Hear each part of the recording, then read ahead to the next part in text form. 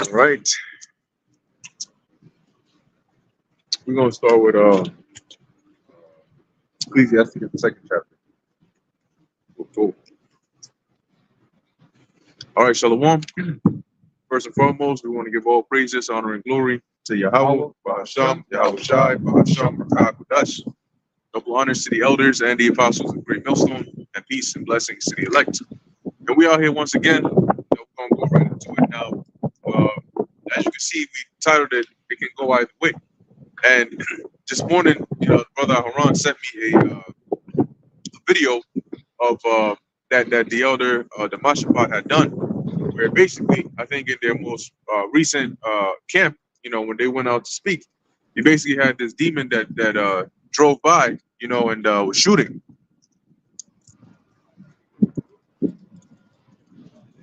Yeah, he was basically he opened fire on the brothers, or the elders and brothers over there, and it wasn't like he was trying to get somebody else. It was clearly directed at them, to where he said, they heard like bullets flying past their heads and all of that, but thankfully to Yahweh Ba'Sham Yahweh Shai, none of them were injured.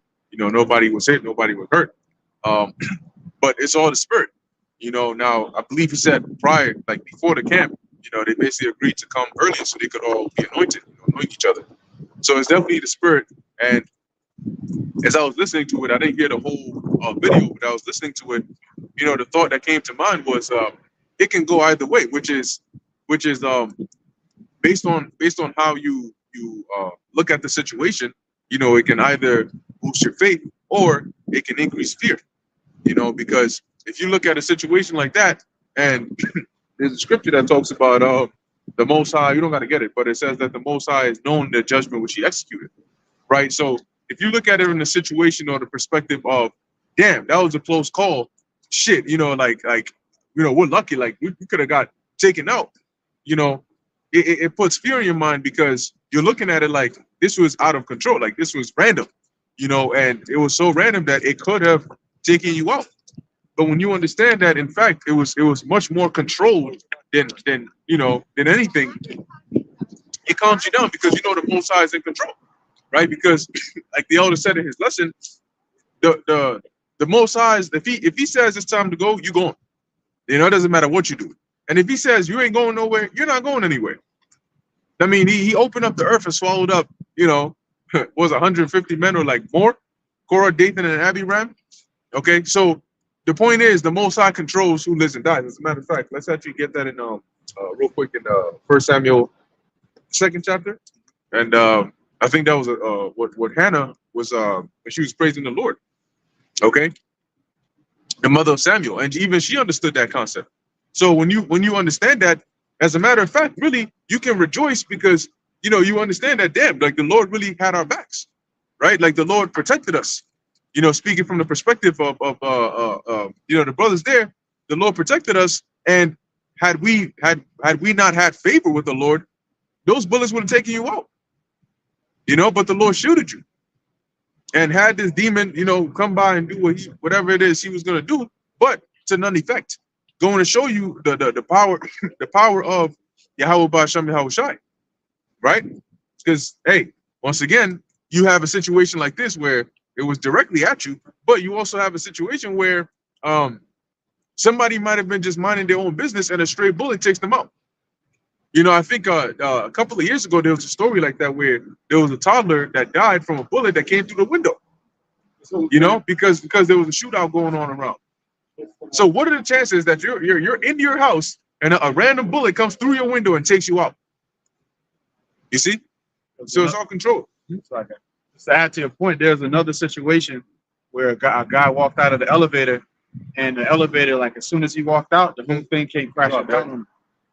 You don't know when you're gonna go. Yep. I saw something like that where the dude took a step and his leg came up because the elevator was coming down, so it should just crushed him. Like halfway through. Damn. Like a scene out of what's that? Shalom. Yeah, about show me outside Brakatah. Final Destination. Final Destination, that's the one. Khan, the water. Like a scene out of Final Destination. That's how the Most High deals. So when you understand the workings of the Lord, which you're going to get a precept on that, you calm down. You realize, what? It wasn't random. It wasn't by chance. The Most High controlled. He had the angels controlling every one of those bullets and where they flew. So there was no way that it was gonna touch you. But once again, like I said, you rejoice because you're like, damn, this is a boost of faith. But this goes to show like the Lord could have taken you out if he wanted to, but for some reason he didn't. You know, and you know, I'm sure all those as we've seen, right? They do the works of the Lord. They're all diligent. You know, the apostle Ramlab is over there with them. You know, the elder Demashapat and the rest of the brothers over there. They do the work of the Lord. So clearly, you're doing something right, and the Lord must be pleased. Hence, He protected you. You know, and that's why I said it could go either way based on how you look at it. You look at it from the spiritual lens. You're like, yo, I'm gonna rejoice in the fact that I just faced death and the Lord delivered me. And if the Lord delivered me here, you know, what about in the times to come? That's like a good sign of when all hell breaks loose. Hey, you can remember back to this moment and say, hey, how about Shem Yahshua had our backs then? If he wanted us to die, he would have just got us back then. You know? So you can remember those times and say, you know what? You come into Jacob's trouble, you come into JT, and you face a near-death experience. You think back, this ain't the first time that's happened. I may add, what you said reminded me of David when he went to go fight Goliath, but you can liken the system to Goliath, the elites. He went and said, the Lord delivered me out of the lion, from the bear. So he already had his faith built up. Those are near-death experiences. He said, the Lord, you know, deliver me from that. So what else is going to be in front of me? Whatever else is in front of me, the Lord is going to knock that out the park too. That's right. Good point. Let's get that real quick. 1 Samuel 2:6. Yahweh liveth. What's the first verse? Let's start from the first verse. 1 Samuel 2:1. And Hannah prayed and said, my heart rejoiceth in Yahweh. Mine horn is exalted in Yahweh. My mouth is enlarged over mine enemies, because I rejoice in thy salvation. Yeah, because she was barren for so long, and her adversary, as they call it, which was the other wife of Elkanah, was basically, you know, making fun of her, making her feel bad because she couldn't have children. And so as she prayed, the Lord answered her prayer, and now she was rejoicing in the Lord. Okay, but as she was rejoicing, listen to the things that she said, which goes to show you, man, that really the women in the ancient world were on a different level than the ones today, you know, because they were brought up in ways where, like, you can have a woman give good sound advice, you know. And even the ones that were demons back then, they were proper demons. These ones are just like defiled, spoiled demons, you know. 1 Samuel 2:2. There is none holy as in Yahweh, for there is none beside thee, neither is there any rock like our God. Right, which goes to show you that the Most High is one, right? Yahweh, our power, is one. There is no other God beside Yahweh Ba'ashem Yahushai. You know, so you got, you know, different, like, what was it, Hinduism and stuff like that, where they believe in the God of this, the God of that, Ganesh, and all these different things. Well, the Most High don't, you know, he's only one. And there's a scripture that says that, where he's basically boasting, saying, look, where I looked around, ain't nobody else. You know, I'm looking to all these other gods that you're calling on, but I'm like, who the fuck you call it? You know? Because it ain't me. You know, and the Most High got a name, right? And above all, of course, look, see, when you have a name, if somebody refuses to use that name and they want to call you whatever, and you're just okay with it, then you basically succumb to what their will is. Why the hell should you be okay with them calling you what they want to call you? You know? And people today, like as regular mere mortals, some of you wouldn't tolerate that. But when it comes to the Most High, you want him to tolerate you calling him whatever you want to call him. You try calling your father out his name and see what happens to your ass.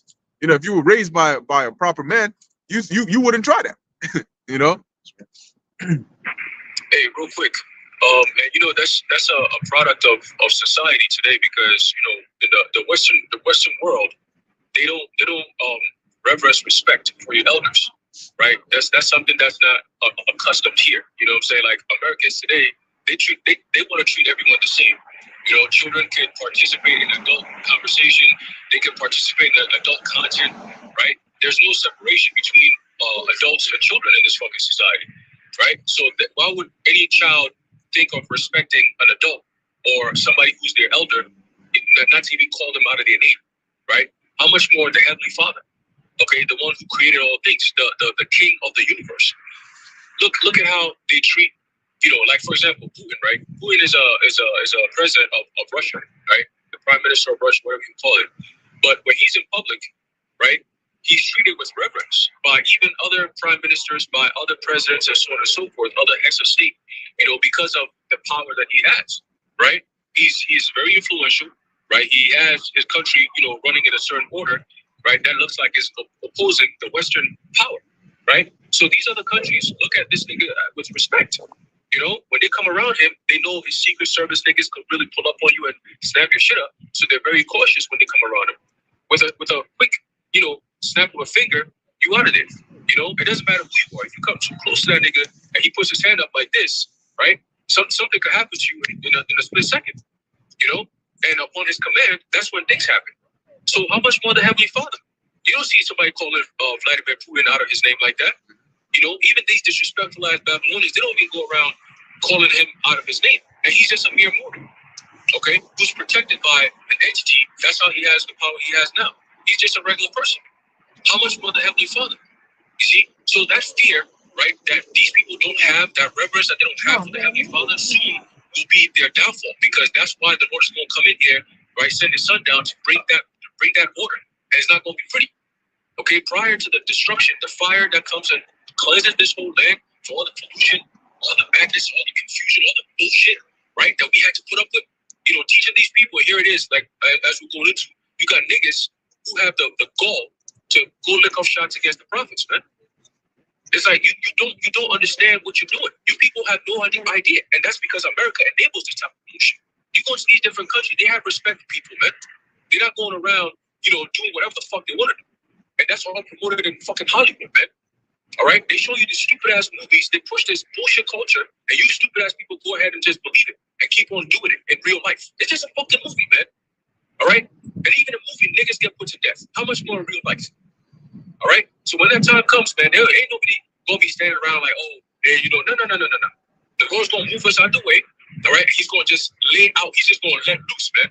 Because it's very irritating to see this shit. All right? Especially that disrespect towards the Heavenly Father and his son, man. That shit's gonna stop very soon, man. It's gonna stop very soon. All right? You got it, bro. Yeah. Hey, but that's why the scriptures tell you that they kill Jerusalem, thou that killest the prophets, because that's a perfect example. Like they right now, you got people that are doing that, but that's because there's still laws. Like in the ancient world, if the elders of the community agreed to stone this prophet, that was it. And most of the time, the king was wicked. So it would even come from the king who would say, yo, like what's this guy's name? Jehoiakim, right? I think Jeremiah had to flee, because this demon wanted to take his head off because he was speaking the truth. So it's just more and more of an example. Like you look at the way they treated the prophets of old, as the scriptures say, we're not any different. I mean, they put Yahweh shot at them. So they're gonna do the same thing now. But you know what? It's okay, because like, hey, like we mentioned earlier, as the scriptures say, touch not mine anointed and do my prophets no harm, roughly paraphrasing. So the Lord is going to protect us, but you who dares to harm the Lord's chosen, you're going to get hurt very badly. But the trick bag is the Lord put the spirit on this individual to go and do that, and now he's about to get the worst judgment of his life. He's about to be put in a world of hurt so bad he will not be able to recognize what pain is like anymore when the Lord is done. Look at that, 800 pain law. That's what the Lord is going to do. They shall learn it after death by pain. Okay. I got it. Yeah, you got it. Jeremiah 20:11. But Yahweh Bahashem Yahweh Shai is with me as a mighty, terrible one. Therefore, my persecutors shall stumble, and they shall not prevail. That's right. Hey, as a matter of fact, there's a when we read in the book of Genesis, right? There's an account in there where I'm trying to remember exactly how it goes, but the Lord basically, I think this is after Levi and Simeon had slain all the men of Shechem. the Lord put the fear of Jacob on and his sons upon all the neighboring nations round about. You know, and the scriptures explicitly said that, to where they were afraid to come and harm, you know, Jacob or his family. You know, and the scriptures tell you that. Same with Judas Maccabees, right? It says that his fame and fear, right, spread throughout. I think even the same with King David. So the Lord, like it says, a terrible one, even with Israel. Why do you think this guy Balak wanted to curse Israel so bad? Because he saw them coming, they were coming more and more towards his direction, and he's like, hold on, these are the same people whose God just, I mean, everybody heard what happened in Egypt. Rachel, what's her name? Rahab, the harlot, she said that, she confirmed that. She said, look, we heard what the Lord did to them Egyptians, and this was like a good while after it had happened. So she's like, yo, we done heard what the Lord did, because, yo, they spent, what, 40 years in the wilderness, and then it transitioned to the time of Joshua, before they actually went and took over Jericho. So that's a long period of time, but like she said, we heard about it, and they remembered it. Yo, these are those people that their God, he messed up Egypt over that, you know, at the end of the day, and then he drowned them and Pharaoh in that body of water. Don't mess with them. So as it says, that terrible one is with us, you know, wherever we're going. It's like a little toddler going somewhere, you know, and and the toddler's just, you know, they doing their thing, but behind them is like this giant, you know, monstrous apparition looking, you know, spirit that's just right there making sure the toddler is good and protected. So though you may see the toddler like, that's just a little toddler, you know, you can try to harm them. You see this spirit right here, or even a more natural example is a bear. If you look, man, if you are in the woods, in those regions, which you probably shouldn't be, but if you're there and you see a bear that's a cub and it's fine and healthy, run, because that bear is not alone, you know, and that means that the mother and the father might be pulling up on your ass, like Goldilocks and the Three Bears. Except you ain't gonna go into their house and eat their pudding and get out scot-free. And I saw a video recently where you had these construction workers. Now it said that, I think this was in Russia. It said that this was actually like a real account. They were recording, and that was the last recording before they died, because they were they were in like this small shack kind of thing, and they're recording, and they see this like this bear, and I thought the bear was grown, but that was actually the cub. So it looks like pretty big, and they had a dog with them. So the bear keeps trying to come close, and the dog goes and you know, gets the bear off and shit. Man, lo and behold, that bear goes back and comes back in like 2 seconds. The mother's there, the father's there, and there's some other nigga there, another bear over there. And I mean, we're talking big ass grizzly bears, not the black bears, not the polar bears, the grizzly bears. And grizzly bears are fast. So they've been bears. Yeah, some of them run fast as a car. Yeah, I got bears. So the bear, the father pulls up, and he's looking, and he starts coming. Oh, then the camera goes off, and that was it. That was their fatal encounter with that bear, and they died. They murked them all. You know, so the point that I'm making is, you know, the Lord is like that father bear and that mother bear, and we're like the cubs. So when you try to harm the cub, that terrible one is going to show you why he's known as the terrible one. You know, Paul said, what? It is a fearful thing to fall into the hands of the living power. And your dumb ass just want to put yourself into the hands of the living power. You know? Anyway. The Lord said he would stir up jealousy like a man of war. Right. So he's also like a husband that's jealous and angry. And on top of it, a bear and a lion. You know, you put yourself in the worst case scenario coming at the prophets, but they don't even realize what they're doing, truthfully. They don't. They just think, these niggas, fuck them. And then when the time comes, the Lord is going to show them, these are my men. This is what's happening to you while you're in all this pain and you're on fire. And this missile heat is melting you and you're still alive, feeling it. And your spirit is stuck there. You're going to see this is why, because of what you did to my men. They're going to regret it. Yeah. That's in Wisdom of Solomon in the 5th chapter. All right, you got it. This, Jeremiah 20:11, they shall be greatly ashamed, but they shall not prosper. And when it says ashamed, it's not talking about just embarrassed. You're not gonna come against the men of the Lord. The Most High is going to show his terrible power, and you're going to be embarrassed. That's the last thing you're worried about. They're going to be ashamed in fear. Same with Isaiah 4:1. right? To take away our reproach. Go on. Their everlasting confusion shall never be forgotten. But, O Yahweh of hosts, that trieth the righteous and seeth the reins and the heart. See, that's a perfect example, right? That triumph the righteous. So what happened? What happened to them over there? To the elder Demashba and the rest of his brothers? That was a trying, of the righteous. Go ahead. Jeremiah was being tried. He knew what it was like to be tried. Yeah, and look, here's the thing, man. Like, you may think we sound bitter, or we just mean or whatnot. Go read the book of Jeremiah. When Jeremiah started off, we all started off kind of like Jeremiah. Jeremiah was like, Lord, I'm a boy, but the Lord said you're gonna do the work anyway. And Jeremiah, in his mind, he was like, Lord, why? But why are you so hostile towards them? Like, why do you want to destroy them? Like, let me try to pray for them at least. Like these people. Then as he started to grow, he started to find out why. Why the Lord said pray not for these people. And then eventually he started praying for the Lord to take their asses out. Because he started to realize you can't reason with these people. Imagine like it's like that one employee that's just so bad, everybody wants him fired, but you're trying to work with him. You like, look, I'm really the only one here who's like on your side.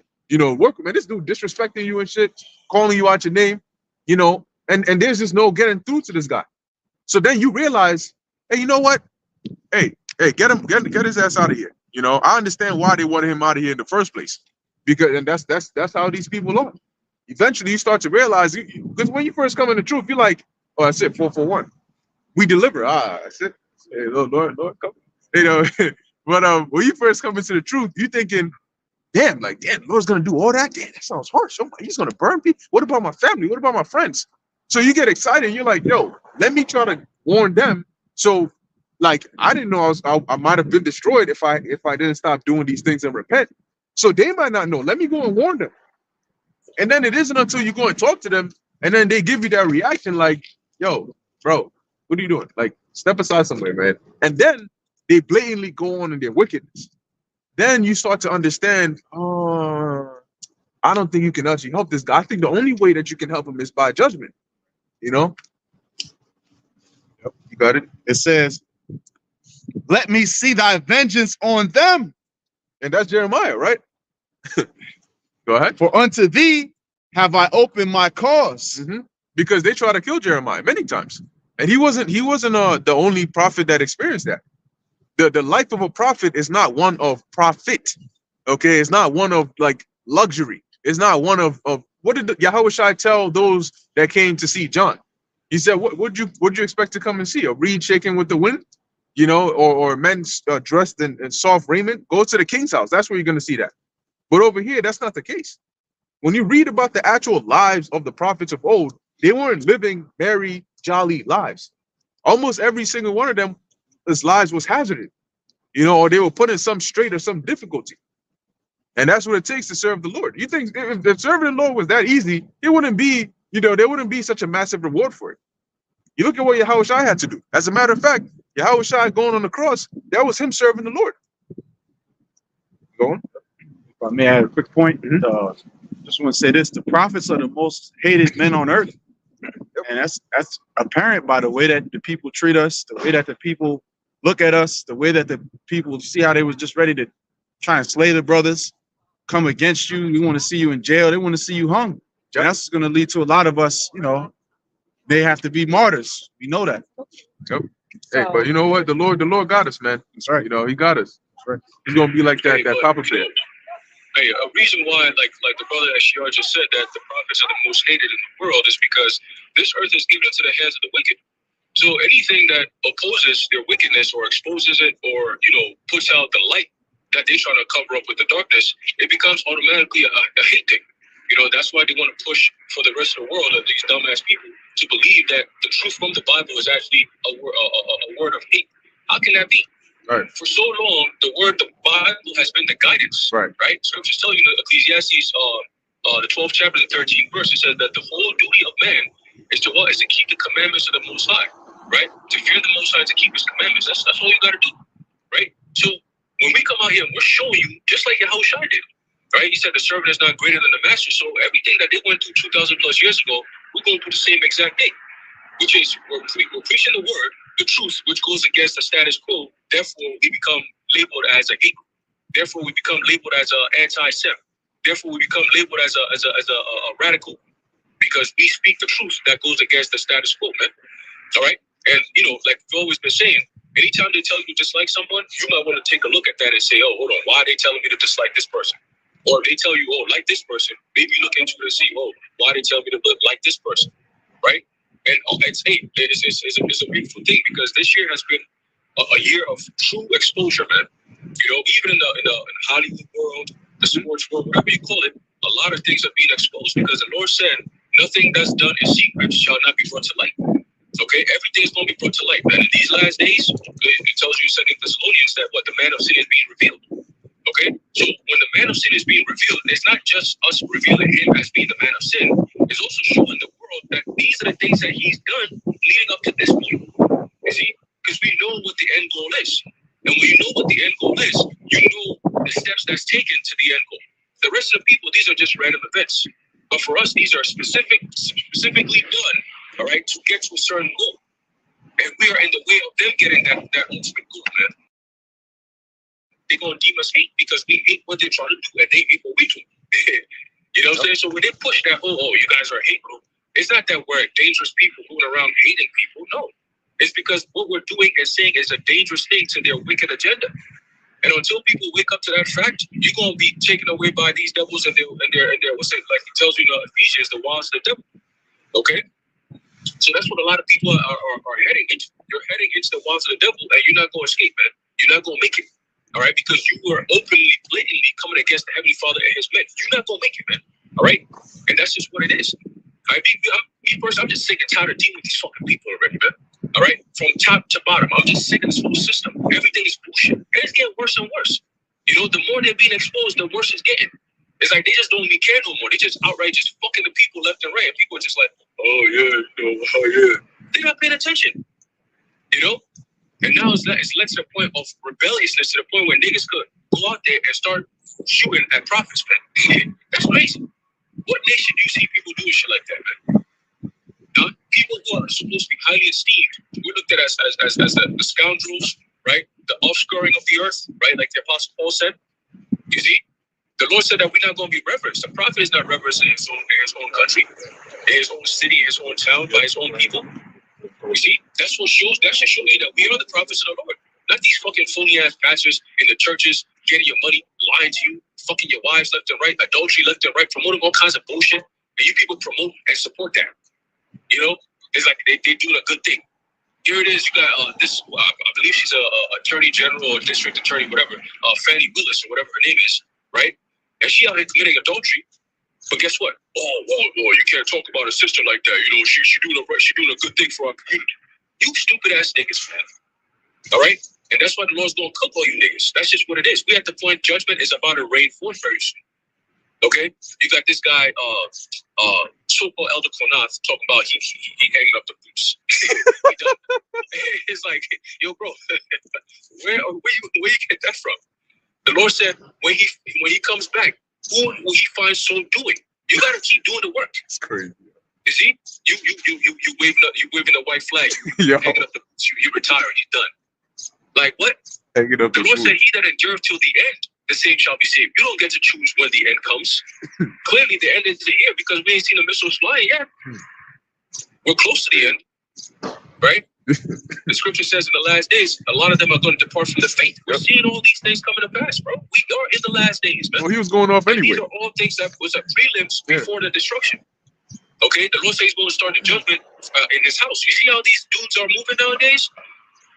IUIC disregarding the name of the Lord completely, right? Sakari selling shit, trying to tell people come pay for prayers, right? We're not just saying I'm hanging up the boots, I'm done. Like these are all things that the scriptures, the prophets of old, the disciples told us this was going to happen. To come for it. These are part of the signs to come. So whatever we're doing, hey, just keep on doing it. They're going to hate you. They're going to talk shit. They're going to do this. They're going to shoot at you. Yes, that's part of it. But guess what? The Lord's going to protect us. Okay? Because we're not coming in our name. We're coming in the name of Yahweh Shai. That should mean something to you people. At least that should mean something to you people, man. All right? Let me get a quick precept and I'm going to pass it real fast. It's the book of Isaiah chapter 54 and verse 17. It says, no weapon that is formed against thee shall prosper. And that goes for you Esau, you Edomites too, man. All right? You Netanyahu's out there, you Jays, everything you're planning. Whether you're going to use the media, you're going to use the military, you're going to use the people against us, whatever you're going to do, no weapon that is formed against us shall prosper. Okay? It says, and every tongue that shall rise against thee in judgment, thou shalt condemn. Condemn with what? With this truth, man. Okay, with the spirit of Yahweh Yahushua said what? He's going to give us a mouth that no man can gainsay nor resist. Okay? So when these people bring us up to their stupid ass made up councils, oh, you've been arrested for this, they come up with all this dumb shit like they did with Yahushua. They come up with shit. You know, they take an innocent person, they make a criminal out of you. How do you do that? Because we live in an unjust society, they could come up with laws that could criminalize somebody. They make a man an offender for the word. They're doing it right now. Canada's trying to sign, they come up with laws to come against those who speak the Bible. What do you need to know? What else do you need to hear to know that we're living in a wicked ass society that's about to be destroyed? What else do you need to know? And we talk about the Lord's going to use fire to completely destroy this place. People go all crazy. Oh my God, you guys are speaking crazy. It's in the scriptures. Read it. So continue, it says, this is the heritage of the servants of the Lord Yahweh. See, the servants of the Lord Yahweh, man. Okay, it's a heritage. This is why we're here. Okay, it's been passed on down. The Lord said, He told Jeremiah that the prophets that have been before thee, right, spoke against many kingdoms, nations, and so on and so forth. Against what? Well, for their downfall. Okay, of plagues, pestilences, wars, and all kinds of stuff. Ultimately, destruction and death from the Heavenly Father as a way, as a form of what? Judgment. Here it is, the Lord is gathering these nations out in the Middle East. Okay, you know, the valley of the ocean. Bring all these nations in there.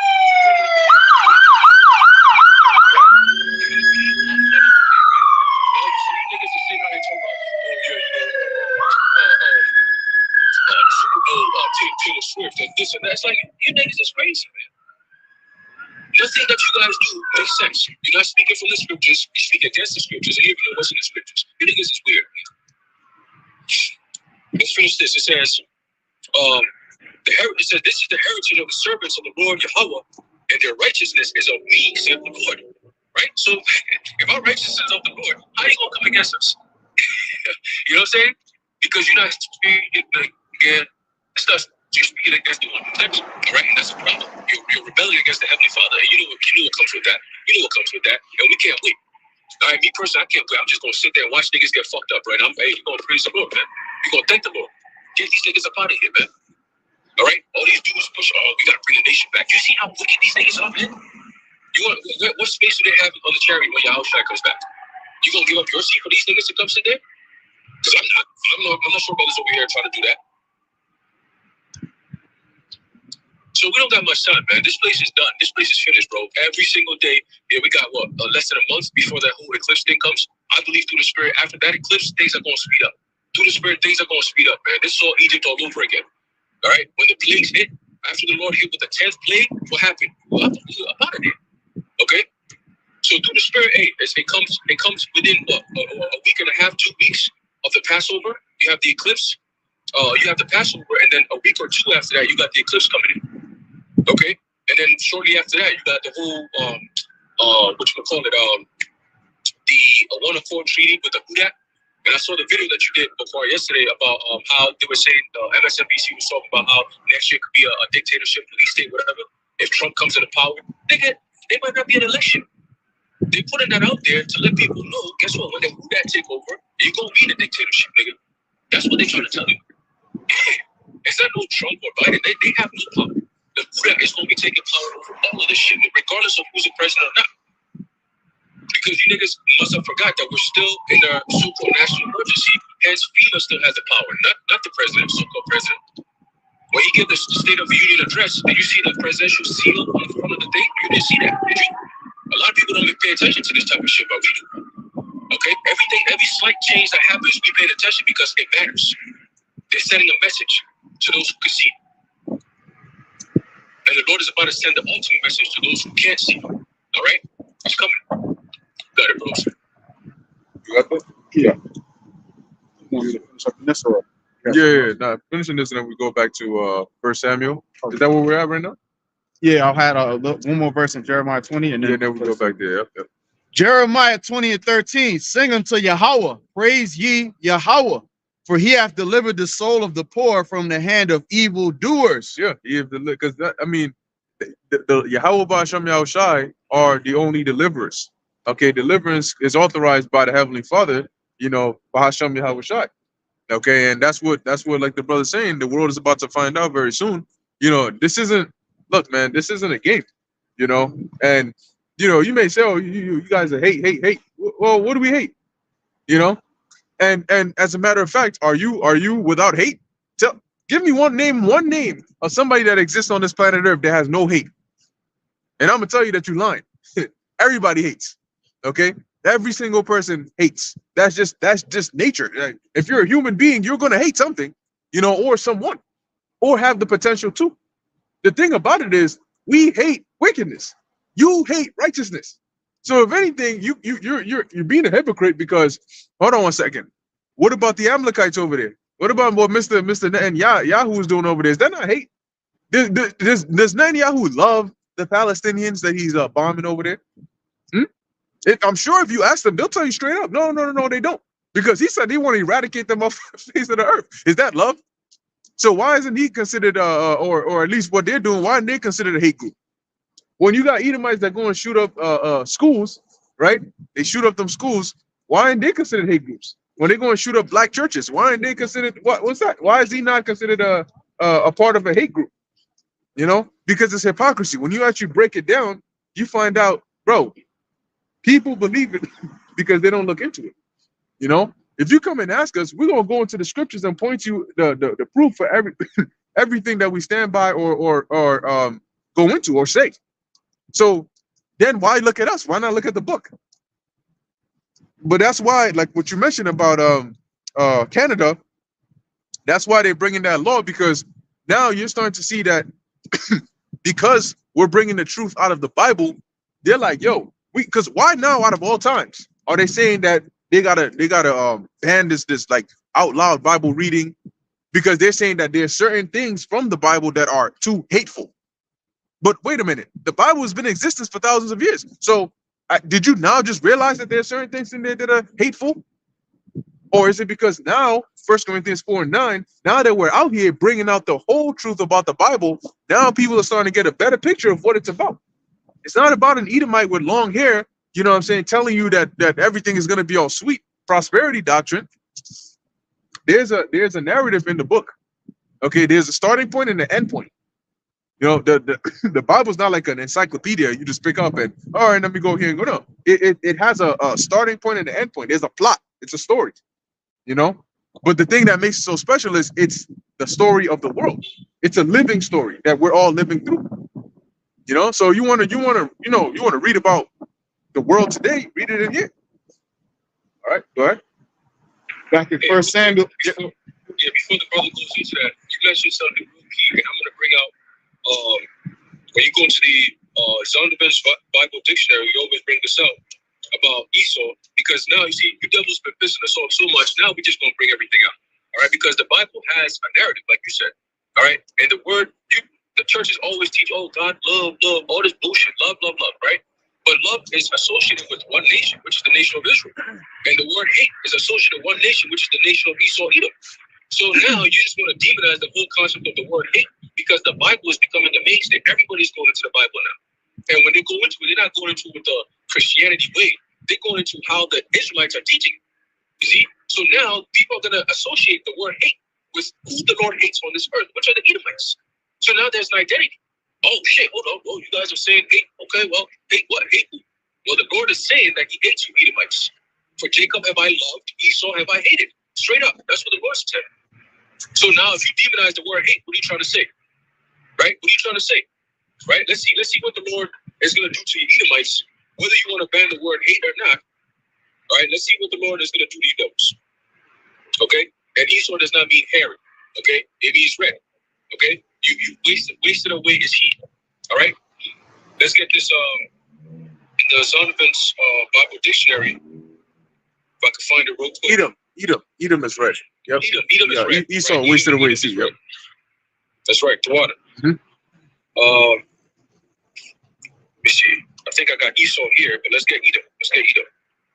Or the Edomites, right? And that's where your devils are. And you're exposing yourselves every day. You don't gotta do much. All right, you just give us what to talk about. That's all. Right? So Edom, in the Zondervan's Bible Dictionary, as you can see, right? It says Edom. We didn't write this, by the way. All right, this is carefully put together by scholars. Scholars. There you That's go. it, some scholars, right? So you can't But come they hate. against us. But hold on, the scholars are a hate group because based on what you're about to read, them scholars are hate. They preaching hate. Get them off the streets. But they're not going to push that though. Yep. You see, but guess what? A lot of these Christians are now purchasing these books and reading it exactly as we're saying because they're like, "Well, is that true? Let me go find out." And that's what you devils don't want. You know, you don't want them to go find out. You know, you just want them to fuck around, but you just can't find out. Mm-hmm. All right, let's read. It says Edom, right? Edom figures prominently in the prophetic scriptures. Wait, but they done away with. It's according to vocab, they got to be done away with. Right. They just done away with. We got no records of it, right? And yet the prophecies that states that there's a specific people on this earth who will be doing certain things in the last days, they're doing it, but yet they don't exist. Right. So are they impersonating the people who are going to be destroyed in these last days? Who are going to be put in shackles under the Israelites now? They just want to play that role now? Okay. Let's read. Let me bring it back again, just to piss them off. It says Edom, right? Esau, Edom, figures prominently, right? The brother, I'm sure you can look up the word about the shop for us prominently Yeah, I don't on have your tablet, You know? right? Yeah, we can't do that.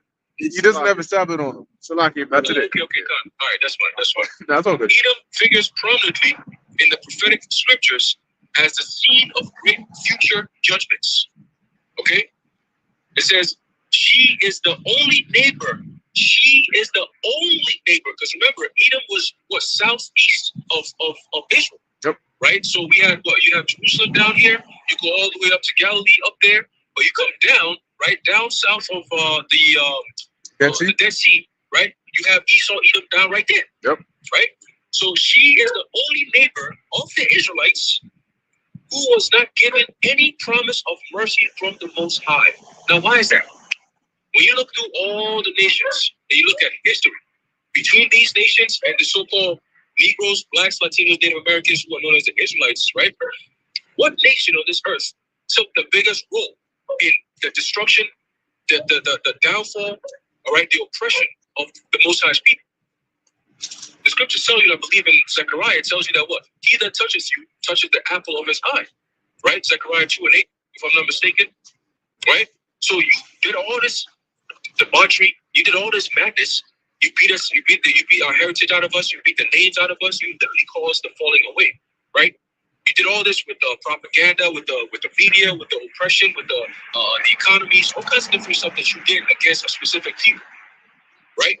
To the point, even till today, the brother Alishai actually made a post. He put a post today, and I saw it. And these Jays said, "So-called blacks are monkeys." So you still have that, yeah, you still have that hatred towards us. But why specifically us, though? That's the question. Why us?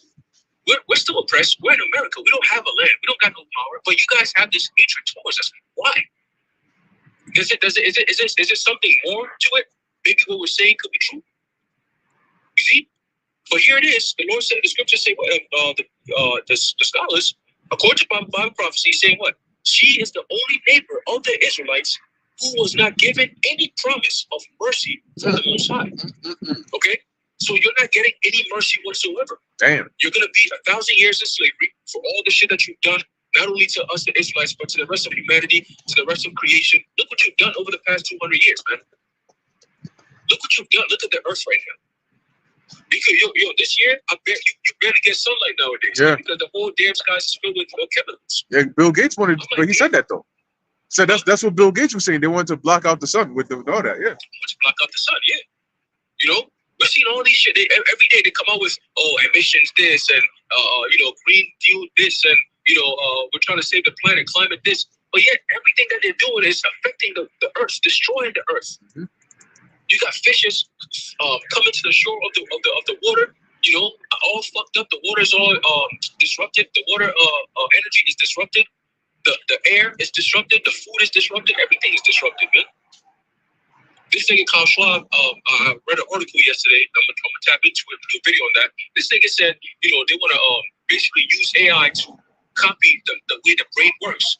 So that way you could be merged. Like a person's brain could be copied, right? How your brain and everything works and how it looks, everything could be copied into some form of software, right? And then they could put the person, your body could die, but your consciousness still lives because your brain has been copied. Everything that you think, how you move, what makes you has been copied into the metaverse. So you be merged with AI, so your shit could be downloaded and uploaded, but you're still, a person, but you're robotics, but you're still kind of having a human conscious. That's what they want to go to this shit, man. So it doesn't stop at getting MOTP. It doesn't stop there.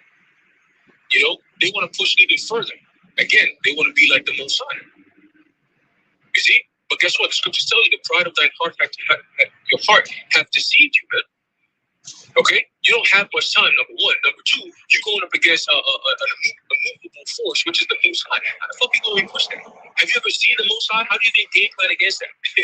You know what I'm saying? That's the pride right there. You can't game plan against somebody or something you don't even know what he's all about. Besides what's written, that's a smidget of what the Most High is all about. Okay? He's the father of spirits. You devils ain't, spirits. You're just regular, you got spirits in you. Yeah, wicked ass spirits, but you're not about that. Okay? Everything is carnal to you devils, man. You don't stand a chance, bro. That's why your whole empire, wicked ass empire, is going to be destroyed within 1 hour when your house shot comes back. And we can't wait for that, man. All right? You're the only neighbor of us who's not promised any type of mercy, man. So that's 1,000 years of you getting your red ass kicked in the kingdom, and we can't wait for that. All right, we're gonna be doing it with smiles on our faces. We're gonna have gold chains everywhere, wrist chains, knuckle chained up. You know what I'm saying? Gold knuckles and punching Brass shit up, man. knuckles. I ain't touching you, Mike. I said, brass knuckles. Brass knuckles, yeah. You're gonna be eating brass knuckle sandwiches all day, man. Breakfast, lunch, dinner, all that. All right, and we're gonna be saying, how about you, bro? Just punch your shit out. So you understand? We're gonna put that trauma back in your shit, man. You know and understand and reverence our power that we worship. That fear of Jacob, the fear of Yahweh Bashim Yahushua is gonna come right back onto this earth, man. And guess what? The Lord's gonna make a great example of this place, and the rest of these nations gonna see. Just like Rahab was saying back then, the Lord's gonna make a great example by using these Edomites with all the power that you have, being so lofty, being all at the top like that. Within 1 hour, the Lord brings you down like that. Within 1 hour, Isaiah 14 tells you that. It's about to get wrapped. It's about to be a wrap, man. And we can't wait for that. So there's nothing you devils could do that's gonna come against this truth. This game is over. It's done. All right? You got it, bro. Hey, you said something interesting. Like Apostle Hart said, he gonna have that fiery whip. Made of fire. He go, what's that? 39 save one or something like that. But what you said was interesting, right? Now, I have to double check this, but I think there have been situations where somebody can die, but their brain can still be intact, like at least to a point where they can either freeze it or use it for like experimentation or studying. Depends on how they die. And for that person, though their brain may still be workable, they're not there. Like for them, their perspective, they can like have an out of body experience, right? Where they're like, I can see my body, right? But clearly I'm not in it. You don't take your brain up with you. So to the point that you were making, when they with Esau's botched attempt to want to download you into into a software, to people that are living, it may seem like you, but you yourself won't even be there, because you're going to be your brain is a controller to your body. That's really all it is. Your brain is really an interface for your spirit to interact, like to move your body, right? Like your spirit's within your body, but really it dwells in your head. It's not like but it dwells in there, and it uses your brain to control your body, because when you're a child, your brain is underdeveloped, so there's only but so much you can do. But isn't it interesting that your spirit is not that of a child, right?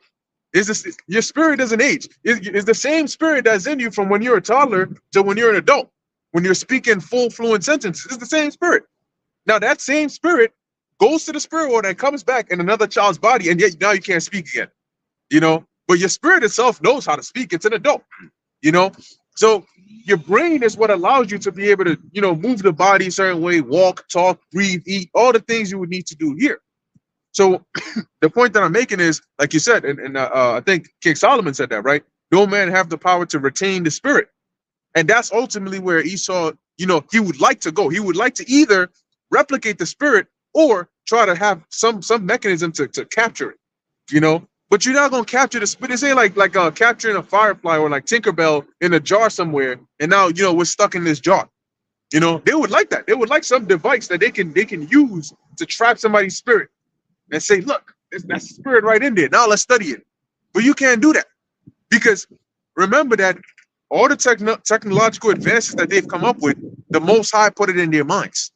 Okay, so lest the Most High put it in your mind to be able to do that, you'll never be able to do that because you're trying to fight against your Creator, and that's why it said the scripture in 2 Thessalonians 2 says they oppose all that is called God, and then they put themselves in the seat of God. So they're trying to basically discredit and downplay the Most High's work, and then put themselves as like we have transcended past the traditional old like God of the Bible stuff. Like life is old. That's old news. Now we want to do man plus machine. That's the new way of going. But the technology that you're using comes from the Most High anyway. The thoughts, as a matter of fact, here's the real kicker, right? Here's the real kicker. The fact that you're even thinking these things is because the Most High put it in your mind. And if you had any common sense, at that point, you pretty much just stop. You pretty much stop everything and say, wait a minute. I'm thinking of taking over the world and fighting against the Most High because the Most High is making me think that. You've lost.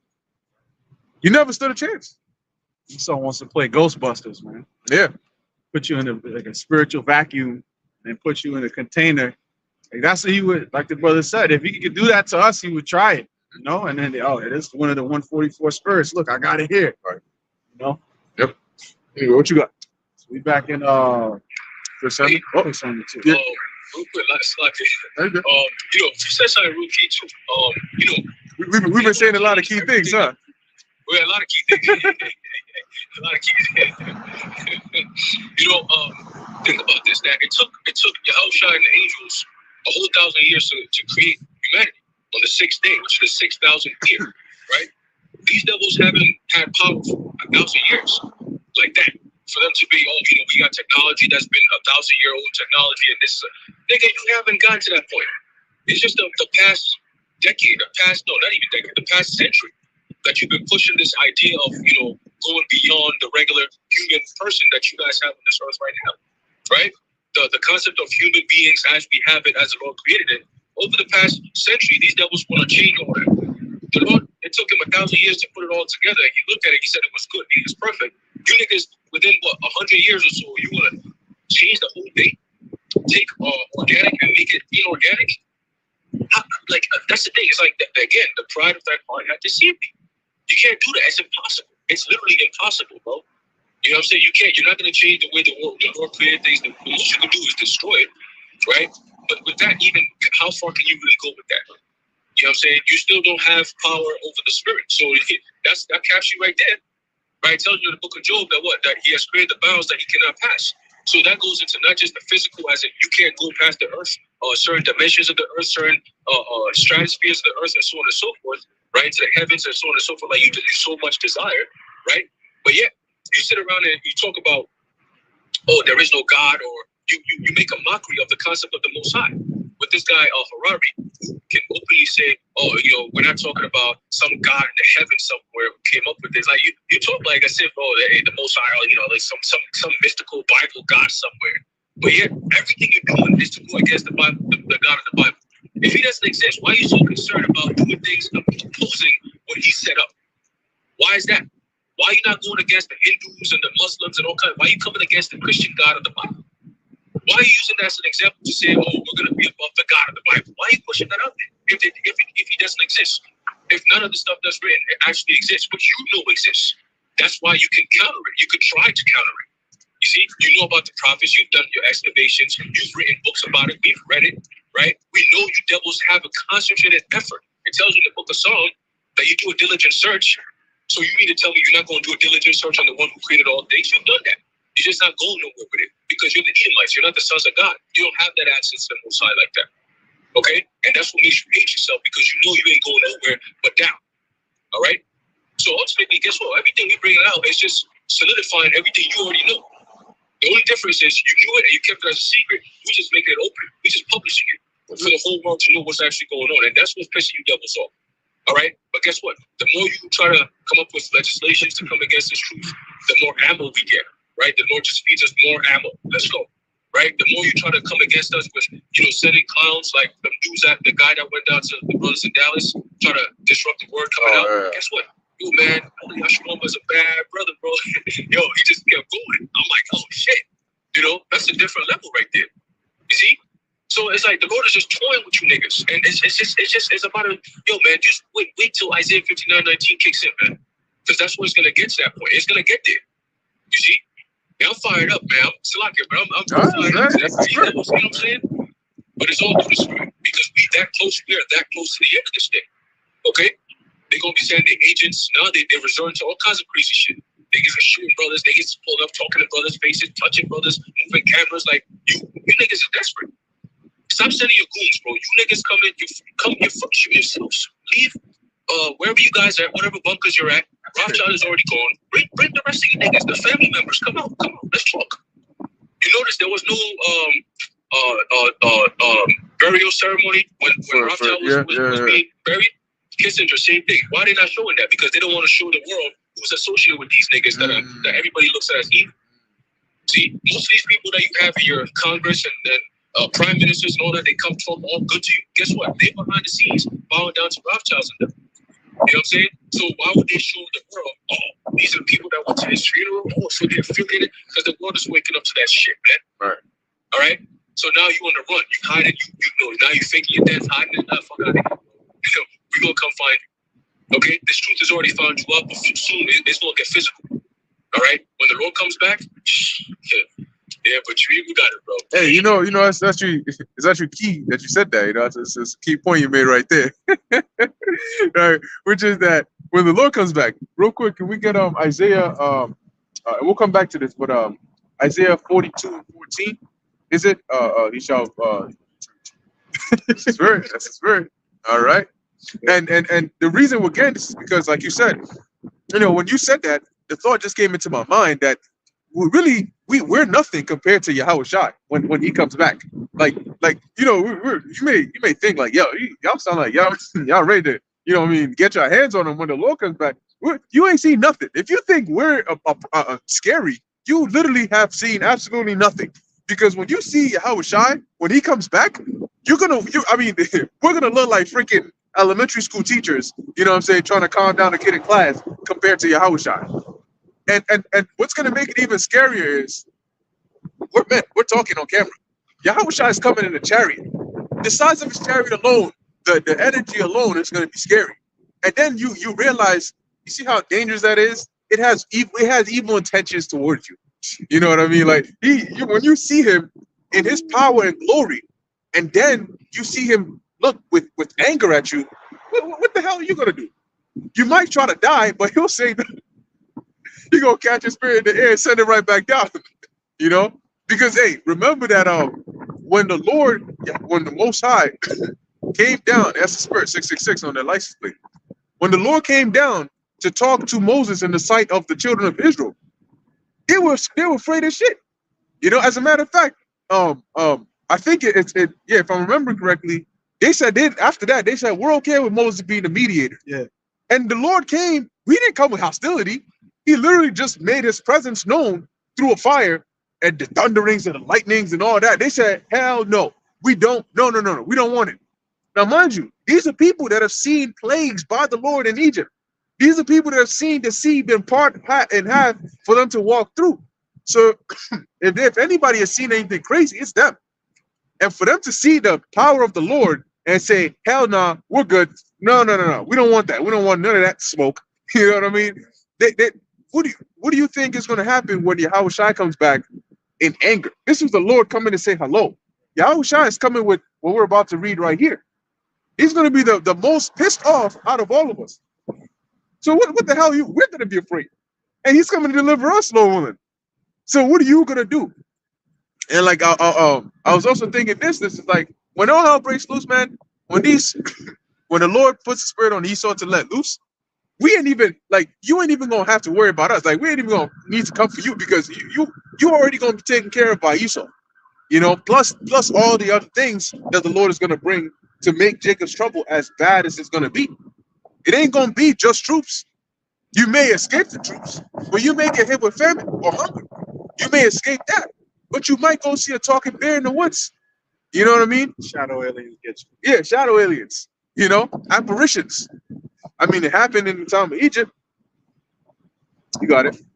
Isaiah 42:13. And Satan kills. FYI. That's right. Satan kills. Okay. And I forgot. I think I was watching the Apostle Zahar's video, and when he said that, it clicked in my head because when the Most High was having a conversation with Satan about Job, he told him that he is in your hand, save his life. Meaning you can do whatever, but you can't kill him. Well, why would the Most High need to give that precaution if Satan can't kill?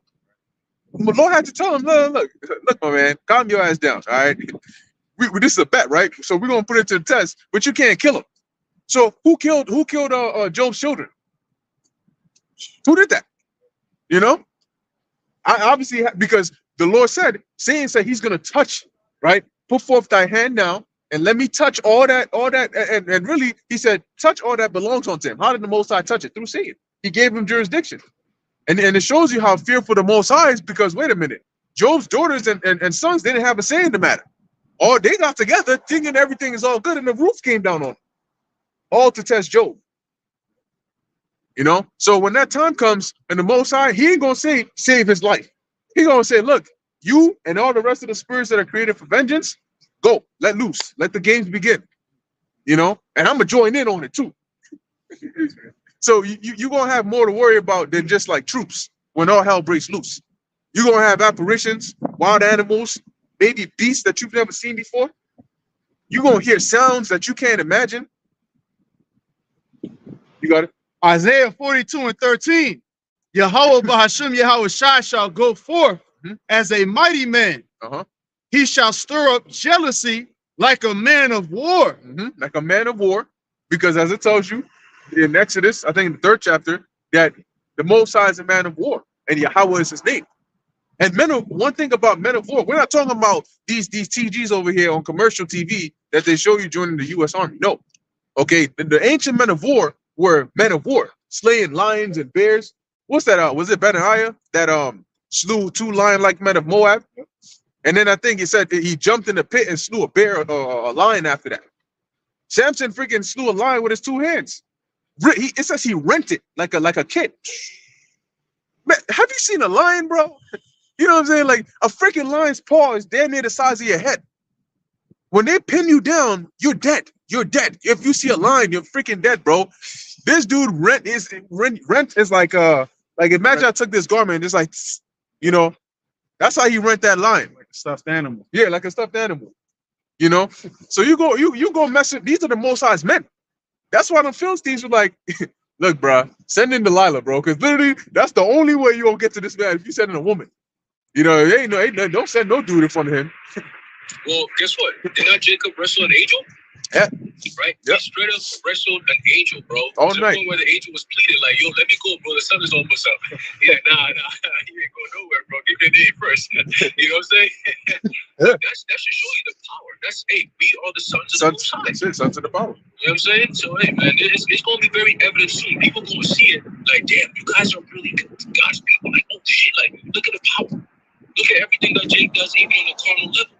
You know, all these athletes, all these musicians, all these different people, but yet they have names that if you were never to ever see them, what they look like, or you just heard about them, you think of them as like otherworldly, like them niggas, this nigga must be big, tall, like Michael Jordan. The way they describe this nigga, he was flying in the air. You would think the craziest shit. You know, but you watch it, you're like, God damn, this nigga's really good with this. Like, he could hang in the air. The way they'll describe it. See, so when we read the scriptures, it's easy for us to understand because this is us coming back. You know, this is our nation. This is a history of who we are. It's just been hidden from us, so we didn't even think of it as that we were actually these people. But it's within us. And once we get a glimpse of who we used to be, it brings up everything back into our memory. You see, and that's where Esau's like, oh shit, let's not do that. Bring it right back into the memory, but you got it. Yeah. Isaiah 42:13. He shall cry, yea, roar. Now, that doesn't mean here it is. Yahushua gonna make his appearance. Michael got a box of tissues next to him because he knows the Yahushua's getting ready. When it says cry, it means like it says, yea, roar. Okay, meaning he's gonna give out, like they say, a war cry. A war cry is not that you're actually shedding tears, but you're making the sound, and that's what you're gonna hear when Yahushua comes back. It's gonna be like that final, like a mix of anger, and I'm not even doing it justice. I'm just speaking as a man.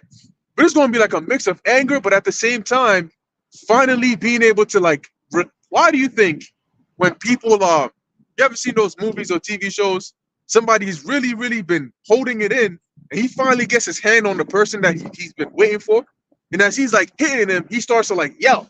You know what I'm saying? Like it might start off small, but by the time he's done, he's like, because he's just so angry. He has to let that anger out before he can calm down. Well, Yahushua is coming in when he's done letting that anger out, the world is going to look different. Very different. Yep. The Lord gonna let off some steam. Yeah. On your ass. Very Let hot off some steam, some hot steam, hot lava splash on your ass. That's it. And that's why they're going to know the fear of the Lord after that. Then they're going to realize why we sound the way we do, why we speak with the way we speak, because you trust and believe, like I said, you're going to wish we're the ones you're going to have to deal with. When Yahushua comes back, you're going to wish we're the ones you have to deal with, because it's going to be the scariest moment of your existence. Go ahead. Isaiah 42. That was it on that? Or There was a little more. okay. Isaiah 42:14. I have long time holding my peace. And that's Yahushua, right? Because after he came back on the earth, he went back to the spirit world. He's been there. He's been there. He's been watching us come and go, come and go, come and go. We go up and we complain. And he's like, I know, but you got to go back down and do your job. What did he tell John? You must prophesy again before many people, kindreds, and tongues. He told Daniel, go thy way, because you're going to come back in the last days. It's going to be the worst time, but you got to do it. But when I come back, because he's with the Father right now, and when he comes back, all myths about him are going to be dispelled. Well, there he is. Now what? Everybody's going to see him, and now everybody's going to be quiet and shocked to see what he's going to do. We're going to know what he's going to do. You're going to find out what he's going to do. But either way, we're going to find out. Go ahead. I have been still and refrained myself. Right. So this isn't Yahushua is just chilling up there. You ever had the urge to want to do something? Yo, let me give you this, because I think this is like one of the closest feelings you can probably think about. Imagine having to use the bathroom, like whether it's number 1 or number 2, and you just you're in a long ass car ride, and you just have to go. You have to go, but it's taking literally everything inside of you to contain yourself. Cheeks clenched, core tight. You know what I'm saying? You walking all funny and shit, and even switching from the accelerator to the brake is an obstacle. Yeah.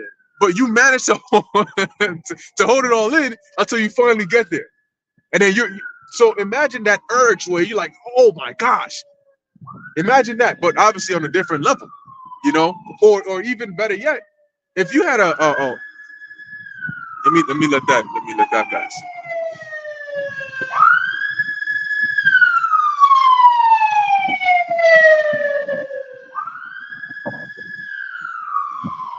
Yeah. So if you, I think I gave this example before, but imagine if you had to witness, right? You had to witness your loved ones getting hurt in front of you, where it's like on camera or whatever. You see maybe your child, getting beat up, and then your wife getting kicked in the face and shit, kicked in the ribs and all of that. You may be, look, you may even be the most frail person on the earth, but to see that, you're willing to fight. Even if you can't fight, you're gonna that spirit, that adrenaline is gonna rush up in you to where you want to go get your hands on it. Well, that's how Yahushua is feeling as he's seeing all of this. That's why he said, I have long time holding my peace. Because he wants to, look, Yahushua wants to get here yesterday, but the Most High says, no, it's not time yet. So sometimes, you see some shit, maybe what just went down with the brothers over there, and it's you try to look at the Father, but, it's not time yet. So he's long time holding his peace. But he's getting, He's getting, and you know, it's funny, right? You would think it's the reverse. As you get closer to the time when you're able to go, you get less patient. You know, it's like when you're working out, and then they're like 5 seconds. You were able to hold it for 45 seconds, but the second they tell you 3, 2, that's when it's like you're shaking the most. You know, so Yahweh Shai is feeling the most, you know, zealous right now, to where the second that's why it says in Isaiah, of the people that was done with me. You know, because he's coming to do damage. So let's go into that. Isaiah 42, a little bit more on this. You want to go to Isaiah 63?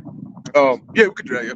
Isaiah 42 and 14. I have long time holding my peace. I have been still and refrained myself. I've been still and refrained myself. Go ahead. Now will I cry like a travailing woman. Yeah. So now he's here.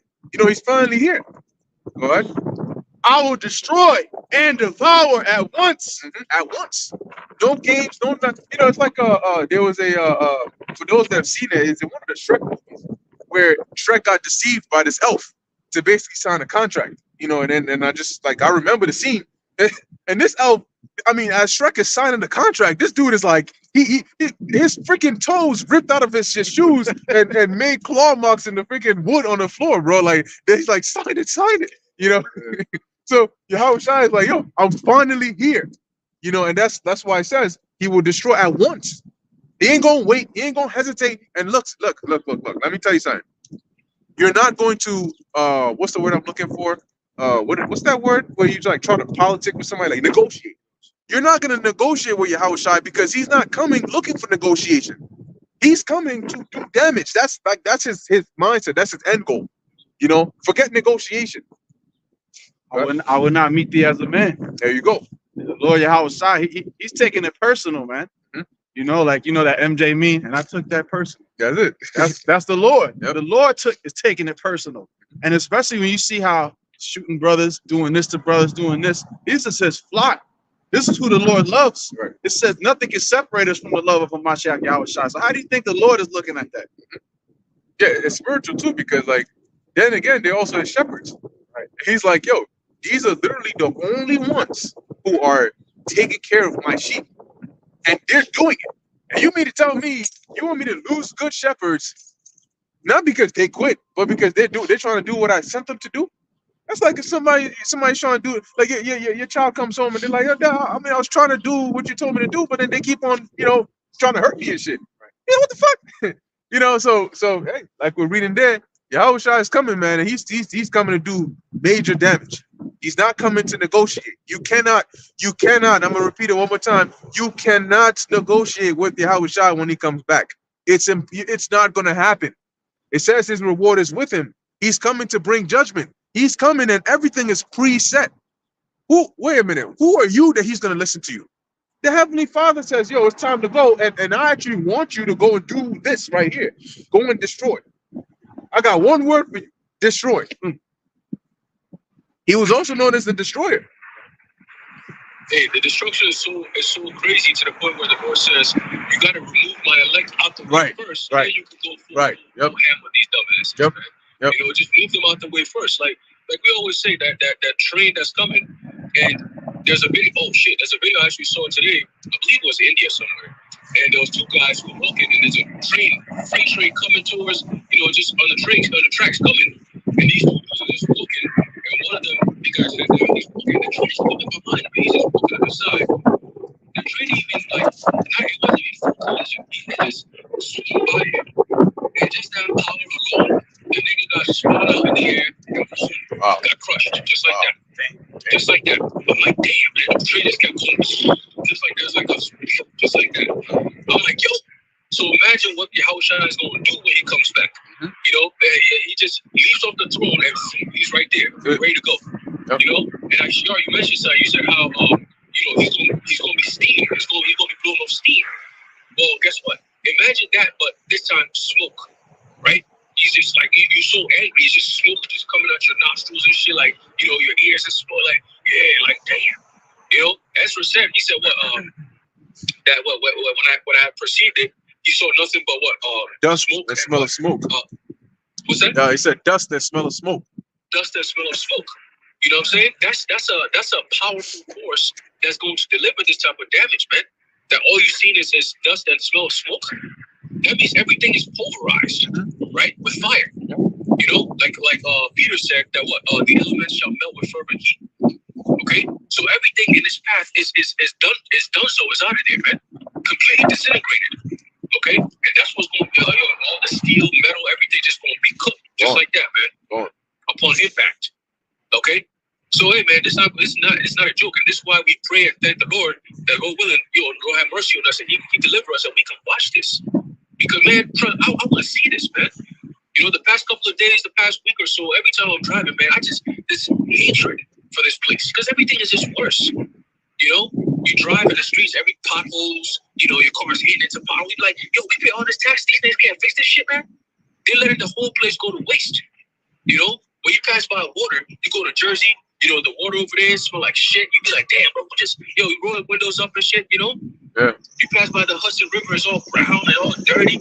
It's like, damn, bro, these devils, within a few hundred years, look what you've done. You came here, it was a paradise, you came and destroyed it. Why? Why? And I see why in the book of Job, it says that they were driven from among men. Nobody wants you devils around, man. You see? But you force yourselves onto people. You force yourselves onto nations. You steal their shit. You steal our shit. You see? But the Lord is coming back to collect. All right? Time is up. It's time to pay rent, nigga. He's back. You got it. That's right. What? Isaiah 42:15, I will make waste mountains and hills. Damn. Hey, it tells you that in Zechariah, right? The mountains are going to be moved at the Yahushua's return. Go ahead. And dry up all their herbs. And how is he going to do that? With fire. Go on. Does it? Oh, yes.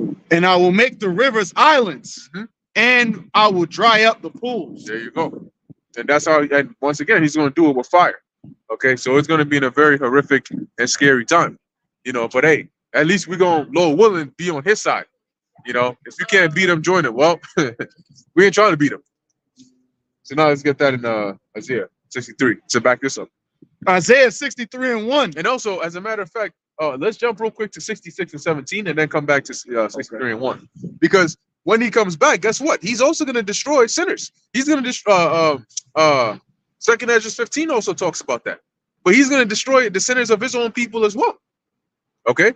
So the Lord is, like I said, he's coming, as he says, with his reward, and he's coming to either deliver you or to destroy you. He has the power of life and death. You know, he has the power to judge. Remember, everything under the Most High, right? Everything except for the Most High is under Yahushua's power, under his control.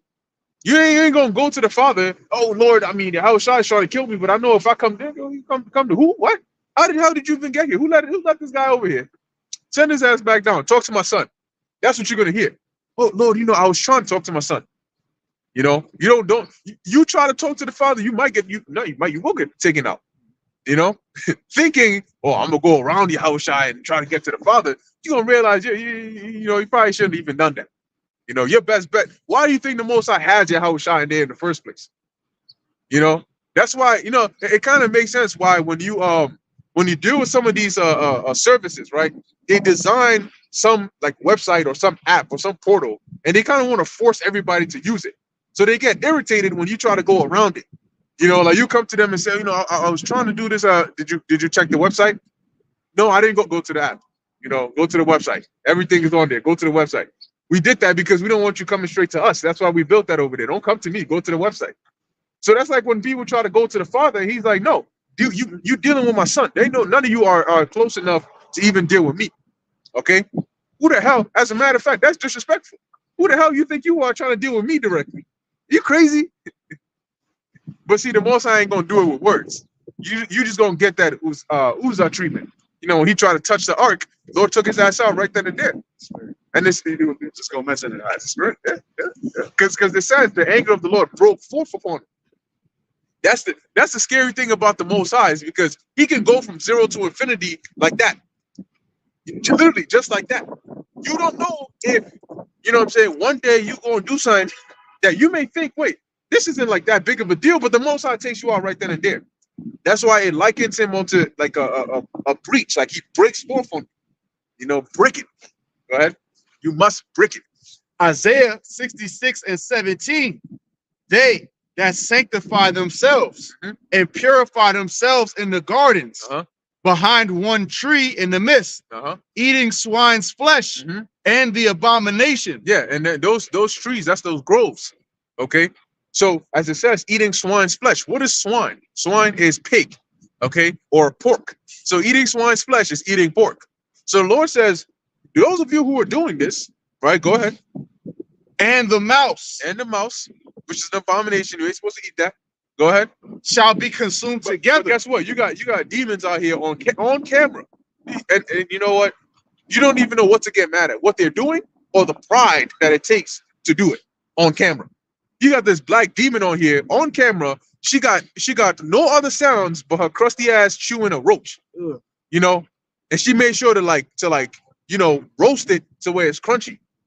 And it's not like she just like threw it. No. She's peeling it little by little. She gets the eyeballs, she gets the wings, the legs, and then she goes on camera and says the eyes were bitter this time. What now? What the hell is wrong with you to get on camera and just record yourself eating a roach? But you won't even see. Moabites do some weird shit, but that's their custom. For these people, it's like where are the other nations that are doing this? These are the ones doing this.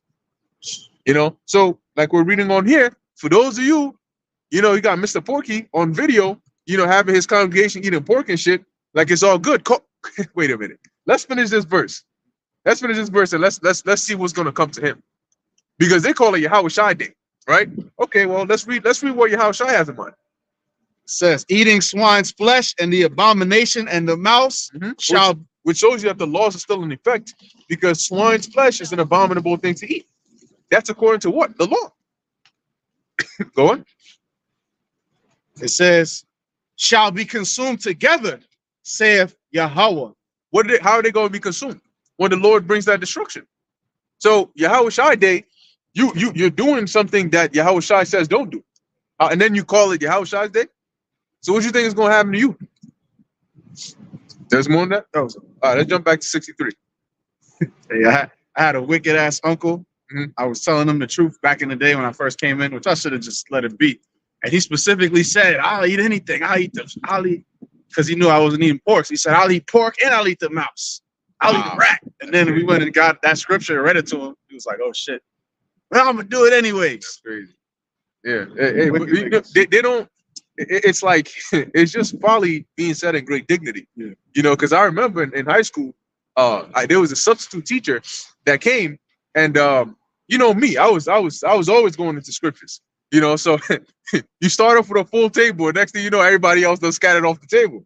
Because they know the second I come there, I'm bringing scriptures, so they got to watch their conversations. Because if they say something, the scriptures. Oh my God, here he go with the scriptures again. Literally. So this substitute teacher, apparently she didn't know, so she came. She was one of them Christians. Now mind you, it's definitely the spirit, because as a teacher, that you can't really engage in these kinds of conversations because of the separation, of school and state or whatever. And so she got enticed into it anyway. Shorty gonna come in there, now it's just one-on-one. And then she's talking about no, you can eat anything. The Bible says God is blessed. That's why I said, are you gonna eat human meat? Well, no, you can't. So she ended up saying, yeah, she would eat human meat. And she did that because she had to choose between the two, right. Which is, am I gonna stand by you can eat anything? Or am I gonna conform and realize that shit don't make no sense? And when she said that and it came out of her mouth, everybody looked at her like, all right, now you know that doesn't make any sense now. And I told her, I said, look, see, you're reaching to try and back up a point that doesn't make sense. And I was in high school. She had to stand on business with that. Yeah, stand on the wrong business though. Right. Go ahead. Isaiah 63:1. Who is this that cometh from Edom with dyed garments from Bozrah? Mm-hmm. This that is glorious in his apparel, traveling in the greatness of his strength. Mm-hmm. I that speak in righteousness. So Isaiah is asking, like, who is this? That's coming from Edom. It didn't say from Moab, from Ammon, from Ham, from Cush, no, Edom. Edom. So imagine the expression on these elite space when speaking of Edom. When they read this scripture here. Who is this that coming from Edom? Oh shit, Edom. But why Edom? Well, you know why Edom, right? With dyed garments from Basra, and then he replies, right? What did he say? I that speak in righteousness, mighty to save. Mighty to save who? His elect. The only ones that the Lord cares for right now on this side are his elect. That's why we tell you it's not for everybody, because the Lord is not coming for everybody. The scriptures wouldn't speak about great destruction if everybody was going to be saved. Somebody has to be destroyed. Okay, go ahead. Wherefore art thou red in thine apparel? Yeah, so Isaiah said, well, you're speaking in righteousness, but why is your garment red? Right, go on. And thy garments like him that treadeth in the wine fat. Now the wine fat was it's almost like a pit. It's a lower level ground where they would when they harvest the grapes, they would actually put it in there. It's almost like a pit, and then you would stomp on it. You know, that's why whenever you hear the phrase of grapes, you know, in this context, they talk about treading. When you tread something, you step on it. It's like being stomped out. So treading the wine fat, it means that they would stomp on the grapes to get the blood of the grapes, right? To get the water out. And the wine fat was designed in a way where the liquid would be able to be, you know, you would have like almost like how they had those irrigation systems, the water to flow through. So you would have the blood of the wine of the grapes gather in one place, Rakatha. And then they could take that and then ferment it and do whatever it is they want to do with it. So as it says here, your garment is red like somebody that's treading in the wine fat, right? As if you have like splatters of like blood on you. Go on. If I make a quick point, Sure. they had it back in the days. They had that, you know, remember that image of a serpent, and it was "Don't tread on me," because wow. they didn't want, you know, they were saying that the British were oppressing them, so don't tread on me, right? And I think it was supposed to represent the 13 colonies, and it was like a serpent. So that shows you that tread means to step on. Right. And a serpent, you know, spiritual, because they are the serpent, and the Lord is going to tread on your ass. Yep. And the key word tread on. Right. So you got it. Isaiah 63:3. I have trodden the winepress alone. Now the reason that he says it that way is because it's typically it's not usual for that to be. You wouldn't do it alone. You know, it was like a festive kind of thing. So it would be like, you know, your family gatherings and all that, and then you would all jump in there stomping on the grapes, and sometimes they would be singing. So it was like a merry kind of thing. But here he's saying, I did it alone. Okay, go on. And of the people there was none with me. See, there was none with me. It wasn't anybody else in this pit, you know, treading on these grapes with me. And that's because this is metaphorical. The reason that he looked like somebody that was treading in the wine fat was because those grapes represented the wicked, all right, starting primarily with Esau and the wicked of our people as well. That's also in Revelation, I think 14, where it talks about him thrusting his sickle into the cluster, you know. So those grapes represent the wicked, and him treading on them means he's destroying them. Okay, go ahead. For I will tread them in mine anger. In mine anger. So it ain't gonna be in joy this time. It's gonna be in anger. Go on. And trample them in my fury. And their blood shall be sprinkled upon my garments. So that's what now it's metaphorical. Yahushua is not gonna, you know what I'm saying, jump straight out of his chariot and land on the head of an Edomite and have the blood splash on him and shit like that.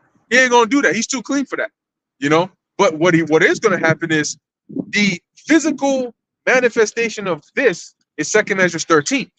Okay, when you can see that the late Lazarus says what he saw, and think about it, right? He saw a multitude of people, which is like the grapes that are in the pit, gathered together into the pit, and then a beam came down and tread upon them. And then after that, it was just nothing, dust and smell of smoke. And we're gonna wrap it up soon. I think that the water gonna start coming down.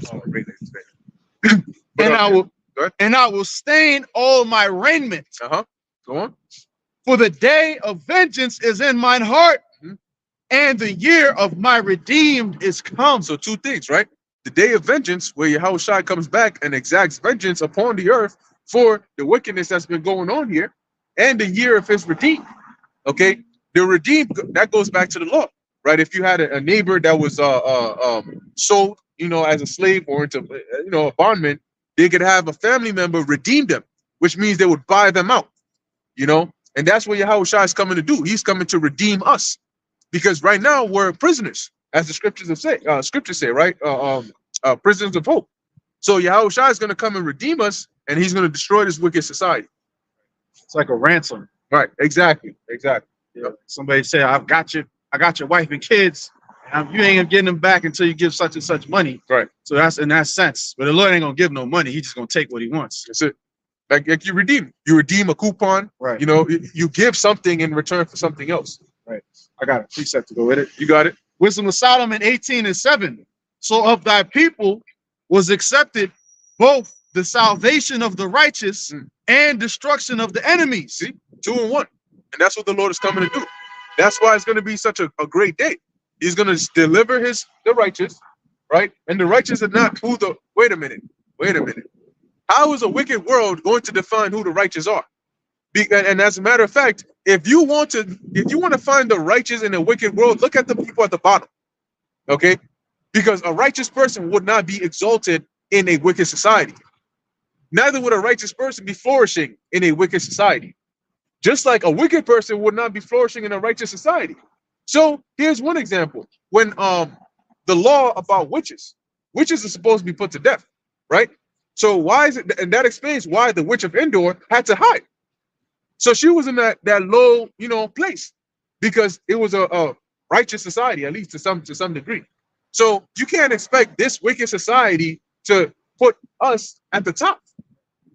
If the wicked are putting something down, then you got to think about that. Like Aaron said, you got to think, wait, you're bad.